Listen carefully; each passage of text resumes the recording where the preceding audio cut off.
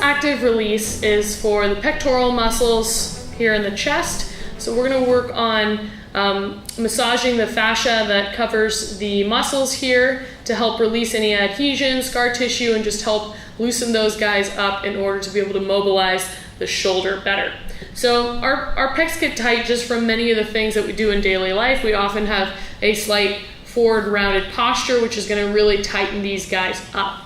And especially if you do a lot of lifting, that can also make the pecs tight and the shoulders tight. So we want to make sure that we balance that out by giving these guys a release and stretching them as well. And that's going to make sure that that overhead position for any overhead lifting you do with kettlebells is less restricted. If the pecs are pulling the shoulder forward, we can run into some issues with the shoulder getting impinged or not being able to glide freely into that overhead position.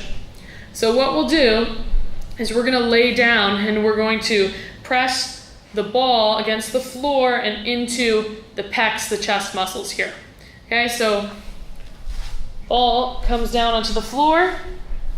You're going to press it down into the pecs and kind of find the right spot that is a little bit tender for you there. And what you can then do from here, you can either hold just on a spot, on a trigger point, something that feels extra sensitive for you, and let it release, or you can do some movement. So what I like to do is just lift my hand slightly off the ground and reach it up, come back down, and then even get some internal rotation on the shoulder here and reach up and behind, and you could do some gliding back and forth here to get a little deeper, and then taking it all the way back up and over.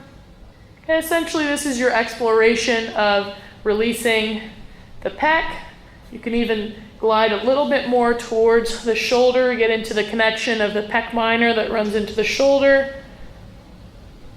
and work there as well. So you want to take at least 2 minutes in order to make sure that you're making any measurable change on the pec there, and then be sure to get to the other side and do the same thing on the other side.